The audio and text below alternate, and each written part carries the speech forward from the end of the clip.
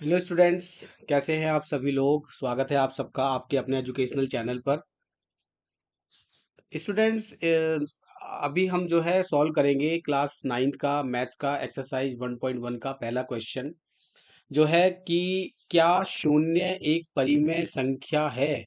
क्या इसे आप p बटे क्यू के रूप में लिख सकते हैं, जहां p जहां p और q पूर्णांक हैं और q is not equal to zero, यानी कि q का मान जो है वो जीरो नहीं है। ठीक है, तो देखिए सबसे पहले हम समझते हैं जो परिमेय संख्या क्या होती है। परिमेय संख्या यानी कि रेशनल नंबर। ठीक है, परिमेय संख्याएं वे संख्याएं होती है जिसको हम p बटे क्यू के रूप में लिख सकते हैं, लेकिन q का जो मान है, q की जो वैल्यू है, should not be equal to zero. वो जीरो नहीं हो सकती। ठीक है, कैसे।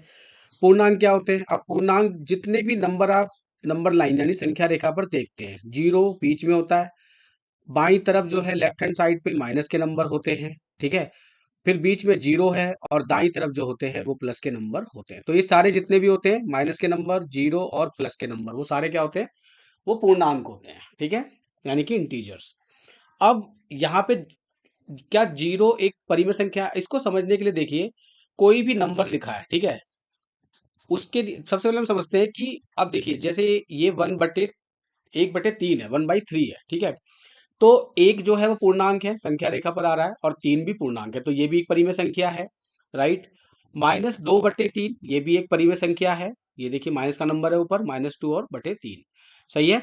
तो अब बात करते हैं जीरो या कि दूसरे नंबर्स की। जैसे मान लीजिए दो लिखा हुआ है, तो दो का मतलब क्या होता है, 2/1।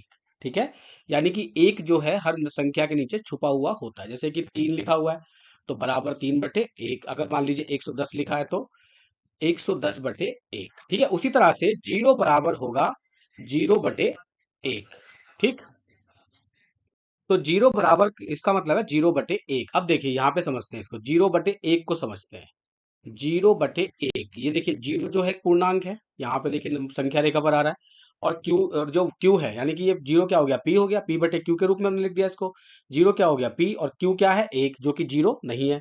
यानी कि एक जो है वो, ठीक है, जो यानी कि जो p है, p/q के रूप में संख्या आ गई। p जो है वो, p का मान जीरो हो सकता है, ठीक है, लेकिन q का मान जीरो नहीं होना चाहिए, नहीं होना चाहिए, और इस केस में यहाँ पे 1 है।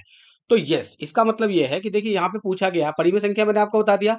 आप जीरो को पी क्यू के रूप में यानी कि ऐसे लिख सकते हैं, 0/1। ठीक है, यहाँ पे क्यू का मान जीरो नहीं है। ठीक है, तो इसका मतलब है यस, हाँ, आंसर क्या है इसका, हाँ, हम जीरो को p/q के रूप में लिख सकते हैं। इस वाले क्वेश्चन का आंसर है। ठीक है, और हाँ, जीरो भी एक परिमेय संख्या है, शून्य भी एक परिमेय संख्या है, क्योंकि हम इसको p/q के रूप में लिख सकते हैं। ठीक है, तो आशा है स्टूडेंट्स आपको ना ये आंसर जो है समझ में आ गया होगा। अब हम जो, अगर आपका भी अभी भी कोई क्वेश्चन है तो आप जो है ना कमेंट बॉक्स में पूछ सकते हैं। और 1.1 की अभी हम एक्सरसाइज सॉल्व कर रहे हैं, तो आने वाले वीडियोस में भी आपको और मैथ्स की एक्सरसाइज जो है उनके आंसर्स और सॉल्यूशंस जो है मैं सिखाऊंगा, बताऊंगा। ठीक है, तो बने रहिए चैनल के साथ। और राजेश भार्गव ऑफिशियल चैनल को आप सब्सक्राइब कर लीजिए, आया ये वीडियो अगर पसंद आया तो अपने दूसरे स्टूडेंट्स के साथ, अपने साथियों के साथ इसको शेयर कर दीजिए और लाइक कर दीजिए। ठीक है, thank you so much, bye bye.